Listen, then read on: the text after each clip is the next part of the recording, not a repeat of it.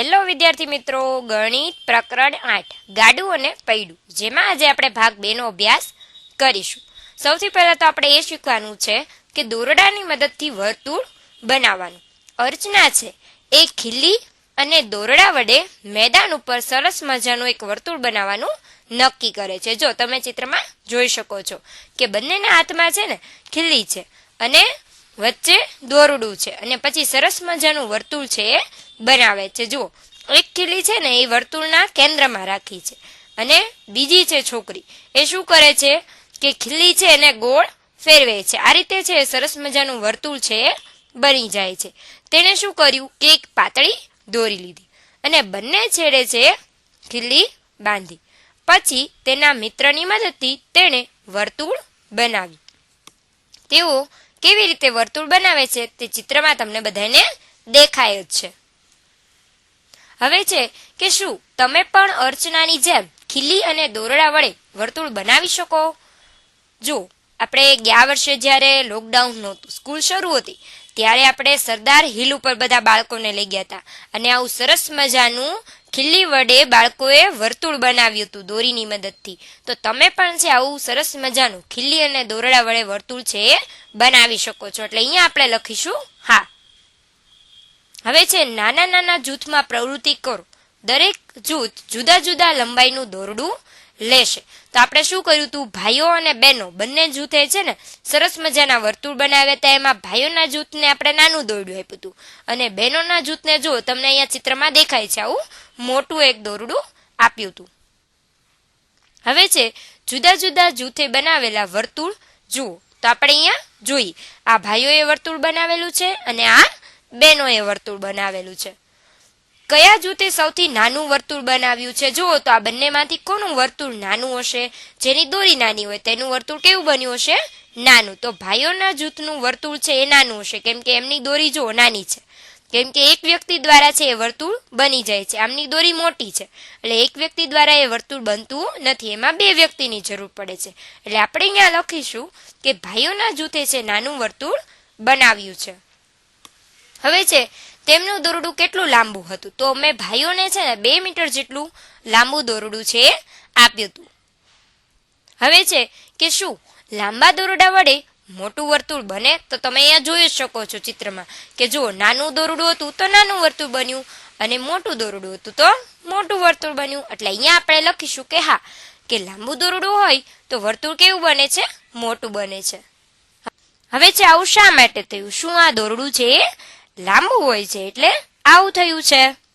હવે છે સૌથી નાના વર્તુળની ત્રિજ્યા કેટલી હશે? આપણે જોયું તે અગાઉ કે જેટલા મીટરનું દોરડું હોય એટલી જ તેની ત્રિજ્યા હોય. તો મેં ભાઈઓને છે ને નાનું વર્તુળ છે ભાઈઓનું, એટલે મેં ભાઈઓને 2 મીટરની દોરી આપી હતી, એટલે એમના વર્તુળની ત્રિજ્યા પણ કેટલી થશે? 2 મીટરની. હવે તમારા મિત્રએ શું દોરેલું છે તે જુઓ. તેઓએ માપેલી ત્રિજ્યાની લંબાઈ વિશે ચર્ચા કરો. શું તે તમારા વર્તુળના માપ જેટલી છે? હવે તમને એમ થશે કે મિસ ક્યારના ત્રિજ્યા બોલે છે, ત્રિજ્યા એટલે કોણ? તો તમે બધાને વર્તુળ વિશે તો ખબર છે કે આને વર્તુળ કહેવાય છે. વર્તુળની વચ્ચે તમને ખ્યાલ હોય તો કેન્દ્ર એક આવેલું હોય છે. આખું વર્તુળ હોય છે ને, તમે પરિકરની મદદથી બનાવો તો વચ્ચે જે આવી રીતના ખાડો પડી જાય ને વર્તુળનું કેન્દ્ર કહેવાય. અને જો આવી રીતના તમે પરિકરથી ન દોરો તો એમના તમારે સ્કેલ લેવાની, સ્કેલથી આ બંને છેડાને માપવાના અને વચ્ચે છે ને એના 2 ભાગ કરી નાખવાના, એટલે અહીંયા છે ને એનું કેન્દ્ર આવી જશે. તો એક છેડો છે ને વર્તુળના કેન્દ્ર ઉપર હોય અને બીજો છેડો છે ને વર્તુળ ઉપર હોય તેવી રેખા જે બને છે ને એને કહેવાય છે ત્રિજ્યા. તમે એને સ્કેલથી માપી પણ શકો છો. કેવી રીતના માપવાની છે? જો તમારે સૌ પ્રથમ સ્કેલ લેવાની છે અને પછી 0 જે સેમી હોય ને એને વર્તુળના કેન્દ્ર ઉપર રાખવાનું. પછી અહીંયા જોવાનું છે, અહીંયા લીટો છે ને એ જો સ્કેલ ઉપર ક્યાં આવે છે? 4.5 આવે છે. એટલે આ વર્તુળ છે એનું માપ કેટલું થયું? 4.5 સેમી. હવે તમને બધાને વર્તુળનું ત્રિજ્યા છે એ માપતા આવડી ગઈ છે. ચાલો હવે આપણે આગળ જોઈએ કે આ બંને વર્તુળ છે એ બંને વર્તુળની ત્રિજ્યા સરખી હશે, આપણને એમ કીધું છે. તો જુઓ તો આનું માપની ત્રિજ્યા છે એટલી જ તે આ વર્તુળના માપની ત્રિજ્યા થશે. જુઓ તો દોરડું કેટલું છે આમનું? નાનું દોરડું છે અને આમનું મોટું દોરડું છે. જેટલું દોરડું હોય ને એટલી જ તેની ત્રિજ્યા થાય. નાનું મોટું દોરડું છે એટલે ત્રિજ્યા છે એ સરખી થશે નહીં, એટલે આપણે અહીંયા લખીશું ના. હવે છે જે દોરડાનો ઉપયોગ કર્યો છે તેની લંબાઈ વર્તુળની ત્રિજ્યાની લંબાઈ બરાબર હોવી જોઈએ. જો તમને કીધું છે કે તમે જ્યારે વર્તુળની ત્રિજ્યા માપો ને ત્યારે આપણે જે દોરડું લીધું હોય એની માપ જેટલી તે થવી જોઈએ. હવે છે અનુમાન કરો કયા વર્તુળની ત્રિજ્યા સૌથી લાંબી હોય છે? તો આપણને ખબર જ છે કે મોટા વર્તુળની ત્રિજ્યા કેવી થાય? લાંબી થાય છે. એટલે આપણે અહીંયા લખીશું કે મોટા વર્તુળની ત્રિજ્યા. હવે છે માપપટ્ટીની મદદથી આ બંગડીની ત્રિજ્યા દોરી ત્રિજ્યાની લંબાઈ માપો. હવે તમને એમ થશે કે તમે તો હમણાં શીખડાવ્યું કે કેન્દ્ર એ છે 0 સેમી રાખવાનું ને પછી બીજો છેડો માપવાનો, ત્યારે આપણને ત્રિજ્યાની લંબાઈ મળે છે. આમાં તો કેન્દ્ર જેવું કાંઈ છે જ નહીં, તો બંગડી કઈ રીતે અમારે માપવી? તો જો તમારે સૌ પ્રથમ તો એક સ્કેલ લેવાની છે અને સ્કેલને છે ને આ છેડાથી 0 સેમી રાખવાનું, તે આ છેડા સુધી માપવાની છે કે કેટલી થાય છે? જો 3 સેમી જેટલું માપ થાય છે. આના અડધા કરી નાખવાના એટલે કેટલા થશે? 1.5. એનું કેન્દ્ર આવી ગયું એટલે બંને બાજુ કેટલું આવ્યું? 1.5 1.5. એની ત્રિજ્યા કહેવાય. ત્રિજ્યા છે ને એ અસંખ્ય હોય. જો આ એની ત્રિજ્યા કહેવાય, આ એની ત્રિજ્યા કહેવાય. તમે આડી સ્કેલ કરો તો અહીંયા પણ એની ત્રિજ્યા થાય, અહીંયા પણ એની ત્રિજ્યા થાય. ત્રિજ્યા છે ને ઘણી બધી હોય છે, એટલે આની ત્રિજ્યા કેટલી થઈ? પણ ત્રિજ્યા સાંભળો, ઘણી બધી હોય પણ બધાયનું માપ કેવું હોય છે? સરખું જ હોય છે. તમે ગમે ત્યાં ત્રિજ્યા બનાવો પણ એનું માપ સરખું જ હોય છે. એટલે આનું માપ આપણને મળ્યું 1.5 સેમી. હવે છે માપપટ્ટીની મદદથી બંને વર્તુળની ત્રિજ્યા માપજો. તમને તમારા પાઠ્યપુસ્તકમાં છે ને આવું ગ્રીન કલરનું એક વર્તુળ આપ્યું છે, લીલા કલરનું, અને તમને પૂછ્યું છે કે લીલા રંગના વર્તુળની ત્રિજ્યા છે એ ખાલી જગ્યા થાય. તો સૌથી પહેલા મેં હમણાં શીખડાવ્યું એમ સ્કેલ લેવાની, કેમ કે અહીંયા કેન્દ્ર આપ્યું નથી. તો સ્કેલ લેવાની અને આખું વર્તુળ છે એ માપવાનું. કેટલા સેમીનું છે? જો તો 2 સેમી. હવે 2 ના અડધા કરો તો કેટલા થાય? 1. તો આપણે 1 સેમી છે આપણે કેન્દ્ર દોરીશું. એટલે વર્તુળની ત્રિજ્યા કેટલી થઈ? બંને બાજુ 1 સેમી. એટલે આપણે અહીંયા લખીશું 1 સેમી લીલા રંગના વર્તુળની ત્રિજ્યા છે.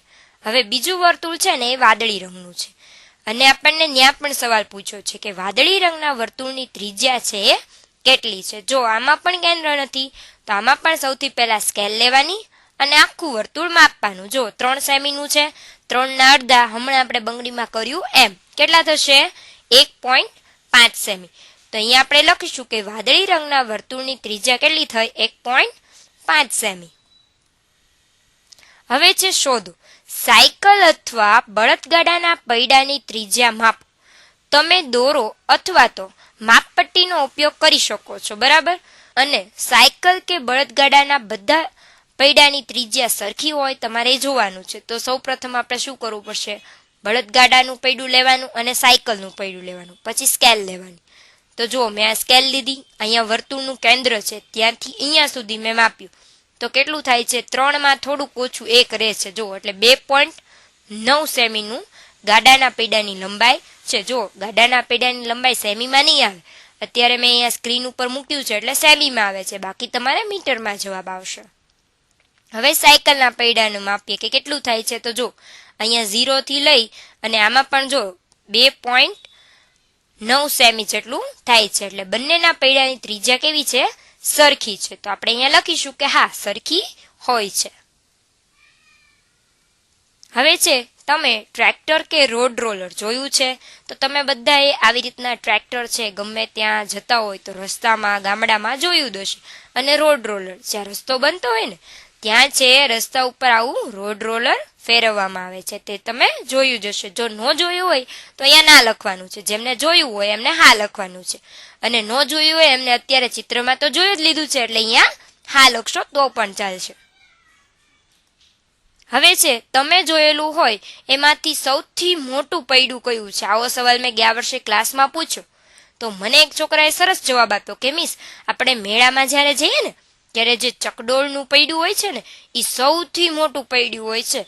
અરે વાહ, મેં કીધું બહુ સરસ, અને એની વાત સાચી પણ છે. જો તમે જ્યારે મેળામાં જાઓ ત્યારે ચકડોળનું જે પૈડું આવે એ કેવડું મોટું હોય છે. એનાથી મોટું કોઈ પૈડું તમે જોયું છે? તો તમે મને કમેન્ટ બોક્સમાં લખીને જણાવજો અને જો ન જોયું હોય તો કંઈ વાંધો નહીં. ચલો આપણે અહીંયા લખીશું કે ચકડોળનું પૈડું છે એ સૌથી મોટું હોય છે.